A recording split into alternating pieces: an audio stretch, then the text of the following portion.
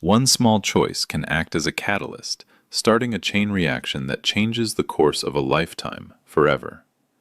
Witness the explosive power of a single moment in our newest collection of intense, high-stakes cinematic narratives. Hit subscribe now and be there for the moment everything changes. On the night of my son's engagement party, he stood up in front of 60 people, raised his glass, and said the man sitting beside him had taught him everything he knew about being a real man. Then he looked straight at me and added that he finally had the father figure he always deserved. He put his arm around Richard, his future father-in-law, and everyone applauded. I sat at my table, untouched champagne in front of me, and I smiled. Because in my jacket pocket was an envelope, and my son had no idea what was inside it. Let me start from the beginning. My name is Gerald. I'm 64 years old, retired from 31 years on the floor at the General Motors assembly plant in Oshawa, Ontario. I have a pension that covers my mortgage and groceries if I'm careful, a 2009 Silverado that runs well enough, and a 3-bedroom house in a quiet neighborhood in Whitby that I've been slowly fixing up since my wife Margaret passed 4 years ago. I am not a wealthy man. I have never pretended to be. I worked hard. I raised my son. I paid my taxes. And I went home. That was my life. That was enough. My son's name is Patrick. He's 32 now, works in commercial real estate in Toronto, drives a car that costs more than I made in 3 years at the plant, and lives in a condo downtown that he chose specifically because it was in the right postal code. He married into a family that runs 3 medical clinics in the Greater Toronto area, and from the moment he started dating Claire, something in him shifted, like a dial being slowly turned until the frequency changed entirely, and he couldn't hear me anymore. Claire is not a bad person. I want to be clear about that. She was always polite to me, always pleasant at family dinners when they still happened, always careful with her words in a way that felt practiced rather than warm. Her father, Richard Calloway, is the kind of man who fills every room he walks into, not with noise, but with the quiet certainty that he is the most important person present. He owns things. He funds things. He has a name that appears on plaques in hospital lobbies. He looked at me exactly once at the first family dinner, the kind of once-over that takes 1/10 of a second, but says everything. And after that, he looked through me the way you look through a window when you're interested in what's outside. Patrick started noticing things around the time of the engagement. Little things first. He called me in February to mention, almost casually, that the engagement party was going to be held at the Calloway family's property in Oakville, a Victorian house on 2 acres that Richard had restored. He said it as though he was sharing exciting news. Then he paused and said, "It'll be a nice crowd, Dad. Professionals, a lot of Claire's family's colleagues, just, keep it easy." I asked him what he meant by that. He said, "Just be yourself, but maybe don't go on too long about the plant mill that." These people are used to a certain kind of conversation. I told him I understood. I did understand. I just hadn't realized yet how much he meant it. The engagement party invitation arrived in a cream envelope with gold script. It listed a 7 o'clock start time on the last Saturday of March. I pressed my good gray blazer, shined my shoes, bought a bottle of Niagara Peninsula Riesling that the woman at the LCBO said was excellent, and drove out to Oakville. The Calloway property was everything you'd expect. Circular driveway, landscape lighting, a house that looked like it belonged on a heritage calendar. I arrived at 7:05 and rang the bell with my wine in hand, feeling the particular self-consciousness of a man who knows he is out of place, but has decided not to show it. A woman in catering black took my coat and my bottle without a word, and directed me toward the back garden, where heat lamps glowed over white-clothed tables, and servers moved through clusters of well-dressed guests with trays of food I couldn't name. I looked for Patrick and found him near the bar, laughing with a group of men in expensive jackets. He saw me, gave a short wave, and held up a finger. 1 minute. That 1 minute turned into 25. I found a spot at the edge of the gathering, accepted a glass of wine from a passing server, and stood watching. Richard Calloway worked the crowd with the ease of a man born to it. He remembered names. He touched arms. He laughed in a way that made everyone around him feel included. Patrick followed him like a shadow And I noticed, maybe for the first time in an undeniable way, that my son moved differently in that world. Looser, more confident, like he'd found a version of himself that fit better than the one I'd raised. He came to me eventually, brought me over to meet a few people, introduced me quickly as my dad, he's from Whitby, and then guided the conversation so smoothly away from anything I might add that I understood my role for the evening. I was there to be counted, not to speak. I found the seat at one of the round tables near the heat lamps and ate my food and listened to conversations around me about investment properties and private school applications and a new restaurant in Yorkville that everyone apparently agreed was extraordinary. A man beside me asked what I did, and when I told him I was retired from GM in Oshawa, he nodded with the specific kind of smile that means nothing and turned to the person on his other side. Then came the toasts. Richard went first. He spoke about Claire with genuine warmth, about watching her grow into a woman who knew her worth and chose accordingly. He said Patrick was exactly the man he'd hoped his daughter would find, driven, ambitious, someone who understood what really mattered. He said he looked forward to welcoming Patrick fully into their family. Everyone raised their glasses. Then Patrick stood up. He spoke beautifully. He always could. He talked about meeting Claire, about the moment he realized she was the person he wanted beside him for the rest of his life. He talked about the values he'd learned, about excellence, about striving, about never settling for less than the best version of yourself. Then he looked at Richard. He said Richard had shown him more about being a man in the past 2 years than he'd learned in the 30 before. He said Richard had taught him how to carry himself, how to think about his future, how to build something that mattered. He said that for the first time in his life, he understood what it meant to have a father figure he could truly look up to. He put his hand on Richard's shoulder. Richard gripped his arm. Everyone applauded. Patrick never looked at me during any of it. I did not flinch.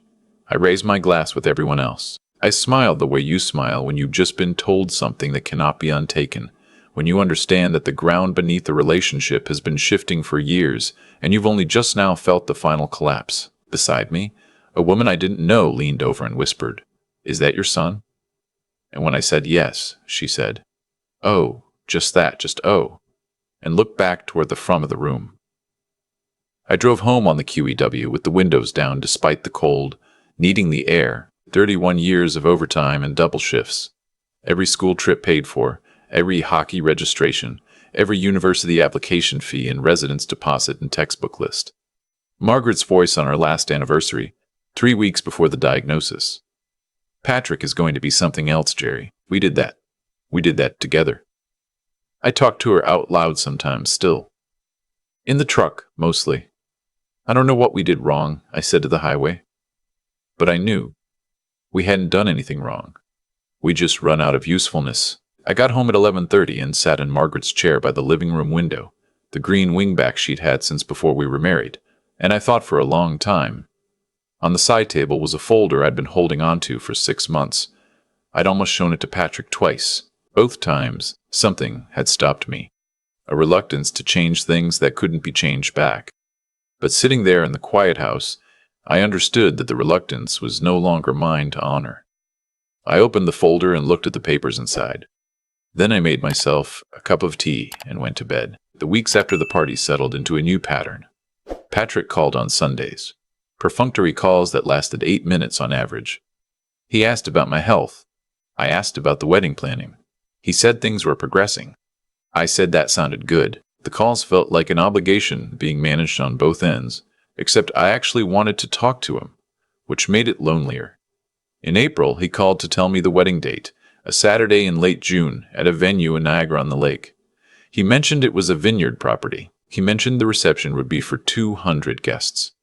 He mentioned a rehearsal dinner the night before. He did not mention my role in any of it. I asked carefully whether I'd be walking him to the ceremony, doing any kind of reading, anything. There was a pause that lasted just a moment too long. He said they were keeping the ceremony structure pretty simple, mostly immediate family on Claire's side since Richard was helping with most of the arrangements, and that I should just come and enjoy the day. He'd make sure I had a great seat. A great seat. I said that sounded fine. I asked what time everything started. He said 2 o'clock. I thanked him, and we said goodbye, and I went and stood in the backyard for 20 minutes watching the neighbor's dog move along the fence line. 2 weeks before the wedding, the formal invitation arrived. Cream cardstock, gold lettering, the vineyard's crest embossed in the corner. I read it carefully. The ceremony was listed at 2 o'clock. I set it on the kitchen table and went to finish painting the back porch. 3 days before the wedding, I drove up to Oshawa to visit my old friend Dennis Kowalski, who I'd worked beside on the line for 22 years.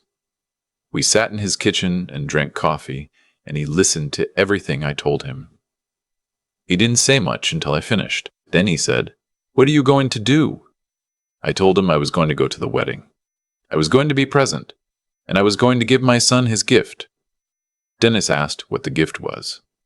I told him he'd find out afterward. On the Friday before the wedding, I drove to Niagara-on-the-Lake and checked into a motel on the edge of town. I pressed my suit, the dark charcoal one I'd worn to Margaret's funeral, to Patrick's convocation, to every moment that had asked something serious of me, and I hung it carefully on the back of the door.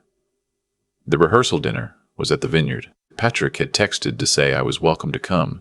7:30, though it'll mostly be Claire's extended family, fair warning. I went. I sat at a table near the back with two of Claire's cousins from Halifax, who were friendly enough and asked good questions and seemed genuinely interested when I talked about the plant and about Whitby and about Margaret's garden, which I was still trying to maintain. I felt something close to normal for the first time in months.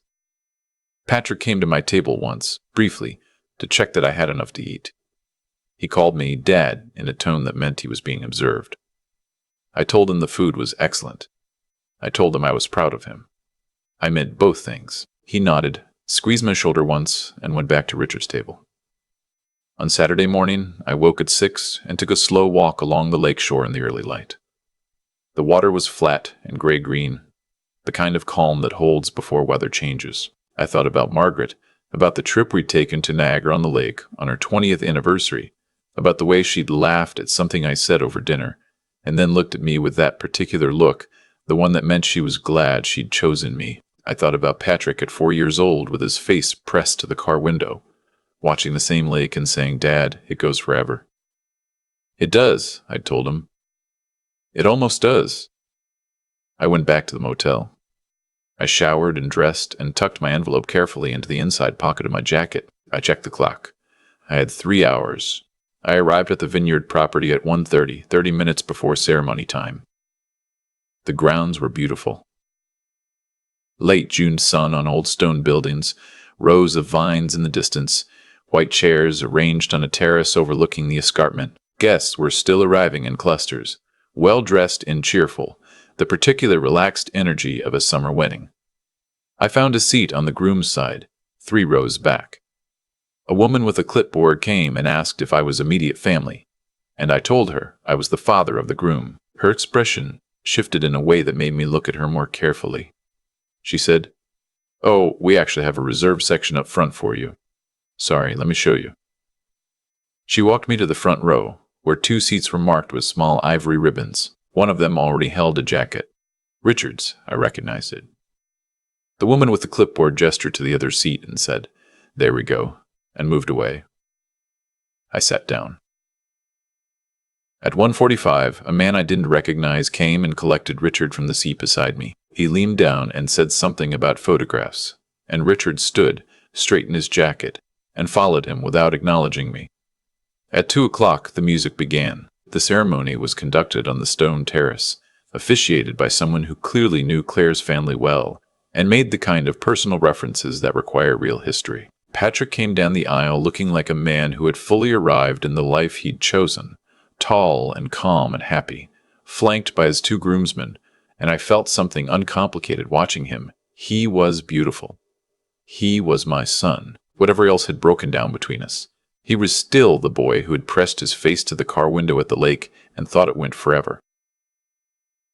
Then the music changed, and Claire appeared, and beside her, offering her his arm and guiding her down the white ribboned aisle with the confident solemnity of a man who owned the moment, was Richard. I turned forward and watched the ceremony. The officiant spoke about love as a deliberate practice, about the choice to show up daily for another person. He asked Patrick and Claire to face each other. They exchanged bows they had clearly written themselves, careful and specific and true to them. And I thought that whatever my feelings about everything else, this part, this moment between the two of them, was real. And it was good. And I was grateful to witness it. When they kissed, the guests applauded, and I applauded with them. Then the receiving line formed, and I stood in it. And when Patrick reached me, he took my hand and then pulled me into a hug. And for a second, just a second, I felt the weight of him the way I used to when he was small, and I held it. "Proud of you," I said. "Thanks, Dad," he said, and moved on. The reception was held in the Vineyards event hall. Long tables and candlelight, and the smell of good food and summer heat. I was seated at a table with some of Patrick's friends from his university days. Good young men who asked about Whitby and about retirement and shook my hand warmly. I felt like myself. I ate and I talked, and I accepted a glass of Niagara Chardonnay and watched my son across the room, happy in his element, at the center of the world he had built for himself.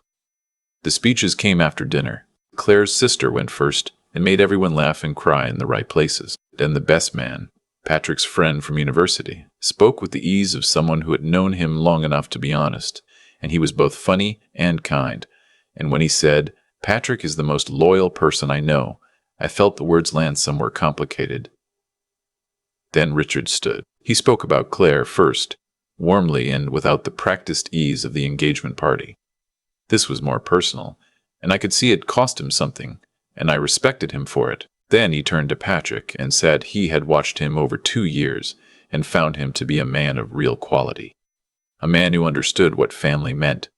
A man worth calling a son. He said he was honored to be gaining him. He did not mention me. Then Patrick stood. He spoke gracefully, as he always did. He thanked Claire's parents. He thanked the venue, his groomsmen, his friends. He looked around the room with the ease of a man comfortable in his own story. He said he'd spent a long time looking for the right model of what a man should be. He said he'd been lucky to find it in Richard, who had shown him that real strength meant building something, investing in people, knowing your own worth and making sure others knew theirs. He said having Richard in his life had been one of the great gifts of adulthood. Then he looked at Richard and said, "I didn't always have the example I needed growing up, but I have it now." Then he sat down. Around the room, glasses were raised, music cued, conversation resumed. The evening pressed forward. I sat still for a moment. Then I reached into my jacket pocket and touched the envelope. I had not moved it in 3 days.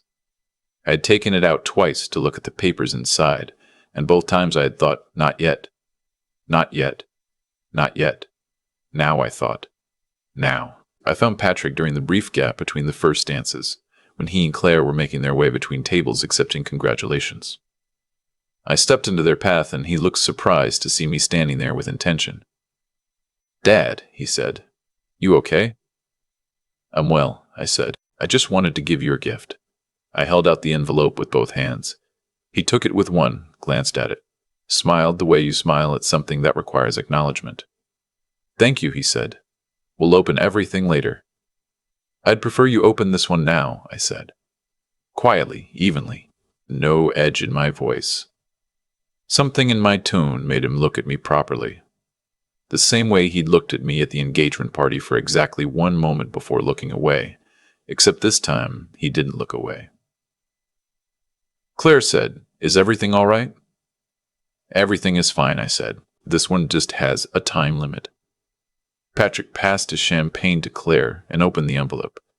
Inside were 2 documents held together with a paperclip. The first was a 1-page letter I had written in the kitchen at 2 a.m, 6 weeks ago, after sitting in Margaret's chair for 3 hours. I had written 8 drafts. The final one was the shortest. "Patrick," it said, "there are things you should have been told years ago, and that's my failure as much as anyone's. But there are also things I want you to understand about what's in this envelope, and about what I've given you over the past 32 years. Not the money, not the registrations and the deposits and the overtime, but the presence. The choice to be there, every time, without being asked. I'm telling you this not so you'll feel guilty, but so you'll understand What you're holding. What you're holding is the deed to the house in Whitby, transferred to your name effective July 1st. Margaret wanted you to have it. I promised her you would, under one condition, which I've noted in the transfer documents. The property cannot be sold for 10 years from the date of transfer. I'm not doing this to control you. I'm doing it because that house is the place where your mother raised you, and it deserves to still be standing when you're ready to understand that. I'm proud of you. I have always been proud of you. That doesn't require you to reciprocate. Dad. The second document was the official property transfer paperwork, signed and witnessed and filed with the regional municipality of Durham. The house in Whitby. 3 bedrooms. Nearly paid off. The house where Patrick had grown up, where Margaret's garden still ran along the south fence, where his hockey trophies were still in the upstairs closet because I'd never had the heart to move them. Worth, conservatively, $940,000. I watched Patrick's face as he read. He read the letter twice. Then he looked at the deed. Then he looked up at me. His face had done something I hadn't seen it do in years. The careful composure had come apart, not dramatically, but in the way that means something real is happening underneath. Dad, he said. It's done, I said. Already filed, it's yours. Claire leaned over and read the letter in his hand. She looked up at me and I saw something shift in her expression, something more honest than anything she'd shown me before. Mr. Mayan, Gerald, she said, and her voice was quieter than usual. It's what Margaret wanted, I said. Patrick folded the documents carefully and put them back in the envelope and held it against his chest for a moment, in a way that looked involuntary, like he was steadying himself. He stopped, started again. The things I said tonight. Patrick, I said. It's your wedding day. We'll talk when you're ready. I said goodbye to Claire. I shook Patrick's hand, and then he grabbed me in a hug that lasted longer than the one in the receiving line, longer and tighter, and I felt him breathing. I'm sorry, he said quietly, his voice close to my ear. I didn't know I was doing that until just now. I know, I said. I know you didn't. I found my jacket, said goodnight to the young men at my table, and walked out through the vineyard hall into the warm June evening. The escarpment was dark against a sky that still held the last pale light, and the vines ran in long, quiet rows toward the ridge. And I stood there for a moment thinking about Margaret, about 32 years, about the way love is mostly just showing up when it's inconvenient and asking for nothing back. Then I got in my truck and drove home. It was nearly midnight when I pulled into my driveway. The Whitby street was quiet, porch lights on, the neighborhood sounds of summer through the open window. I sat in the truck for a moment before going in, looking at the house, the trim I'd painted last August, the garden Margaret had designed, the window of what used to be Patrick's room. $940,000. Every penny of the equity I'd ever accumulated. It had seemed, when I signed the papers 6 weeks ago, like a strange thing to do. Now it seemed like the only thing I could have done. Inside, I made a cup of the chamomile tea Margaret had always kept in the second cabinet, and I sat in her chair, and I was quiet. At 12:40, my phone lit up on the side table. Patrick. I let it ring through, not out of anger, but out of tiredness. There would be time. Not tonight, but there would be time. The voicemail notification appeared. I waited 10 minutes before I listened to it. His voice was different in the message than it had been in any phone call for 2 years. Steadier but looser, the way voices get when the performance layer has come off. Dad, he said, I don't know how to do this in a voicemail. I'm going to come to Whitby when we're back from the honeymoon. And I'm going to sit in your kitchen, and I'm going to try to say what I should have been saying for the past 2 years and probably longer. I'm not going to try to do that now because you deserve to have me look at you when I say it. I wanted you to know I understand what you gave me tonight. Not just the house. I understand what you gave me. There was a pause. She would have liked tonight, he said. The vineyard and the light on the water and all of it. I know she would have. I'm sorry she wasn't there. The message ended. I sat in the green wingback chair for a long time. Outside the window, the street was still. Somewhere down the block, a screen door opened and closed. The neighbor's dog made one low sound and then went quiet. I thought about what Richard Calloway could offer my son, and it was not nothing. He could offer connection and status, and the particular social confidence that comes from moving in rooms where everyone knows your name. Those were real things. They had real value, but there is a kind of value that doesn't fit in a toast at an engagement party, that doesn't show up in the conversations at tables and in your reception halls. It's the kind that lives in a house where your mother's garden is still growing along the south fence. It's the kind that gets filed quietly at the regional office and doesn't announce itself. It just waits. That was what I had given him. Not a lesson. Not revenge. Just the truth of what 32 years look like when you finally held it in both hands. I finished my tea. I washed the cup. I turned off the lamp in the living room and went to bed. Patrick came to Whitby 3 weeks later, on a Tuesday evening in July, and we sat at the kitchen table for 4 hours. He talked and I talked, and we went through things neither of us had said in years. Some of it painful in the ordinary way that honest conversations usually are, some of it easy in a way I hadn't expected. He told me things about the last 2 years that I hadn't known. About the pressure he'd felt to belong in Claire's world. About the shame he'd managed by directing it somewhere safer than himself. I told him things about the years after Margaret that I hadn't told anyone, about how quiet the house had gotten, about how I'd learned to be a person on my own after 34 years of not being one. Before he left, he stood in the doorway of his old room upstairs and looked at his hockey trophies on the shelf and didn't say anything for a moment. Then he said, "I want to bring my kids here someday, when we have them." I told him the house would be here. He looked at me, and I looked at him, and 32 years sat quietly between us, the way only the things that actually happened can. Then we went back downstairs, and I made us both a cup of tea. I've had a long time to think about what happened that June evening in Niagara-on-the-Lake, and what I keep coming back to is this. The way a person treats you when they believe they no longer need you tells you everything about who they actually are, and everything about who you are, depending on how you respond. Gerald could have stood up at that reception and made a scene. He could have confronted his son in front of 200 guests, could have called out the years of overtime and sacrifice and double shifts in Oshawa, could have demanded to be seen. Most of us would have understood if he had, but he didn't. And that restraint, that quiet, deliberate choice to act from his values rather than his wounds, is the thing I find myself thinking about most. There's a kind of intelligence that doesn't show up on a resume or in a toast at a vineyard. It's the intelligence to understand that your worth doesn't depend on whether someone else acknowledges it. Gerald knew what 32 years meant. He didn't need Patrick to announce it in the speech to make it real. The deed to that house in Whitby was already filed. The love was already given. The record was already set. Nothing Patrick said at that microphone could erase any of it.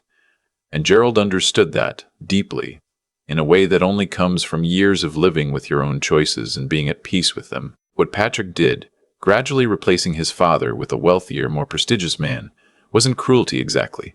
It was something quieter and more common, the slow erosion that happens when a person starts measuring the people in their life against a standard they borrowed from somewhere else. He looked at Gerald and saw limitations. He looked at Richard and saw a possibility. And he made the mistake that many of us make at some point. He confused the ceiling of a man's bank account with the ceiling of his character. The consequence arrived not as punishment, but as clarity. When Patrick held that envelope and read what was inside, not money, not a check, but a deed and a letter, and 32 years folded into 4 pages of careful cursive. He had to reckon with the distance between what he thought his father was and what his father had actually been doing all along. That reckoning is hard. It's supposed to be hard. That kind of honesty is not comfortable, but it is the beginning of becoming someone better. What I take from Gerald's story is something I try to hold on to in my own life. The way you build something over decades, quietly, without applause, without anyone watching. That is not nothing. It is, in fact, everything. The people who love you without an audience, who show up when it's inconvenient, who keep their promises even when the person they made them to is no longer alive to hold them to it. Those people are not failures. They are the foundation, and foundations don't need to be celebrated to hold the house up. I think about Margaret's garden still growing along the south fence in Whitby. I think about Patrick standing in the doorway of his old room, looking at his trophies on the shelf, saying he wanted to bring his children there someday. Some things take time to be understood. Some gifts can only be received once you've grown into them. Gerald understood that. He waited. And in the end, the truth didn't need to be argued. It just needed to be handed over in a plain cream envelope, quietly, between the first dances, on a summer evening when the light on the escarpment was exactly right.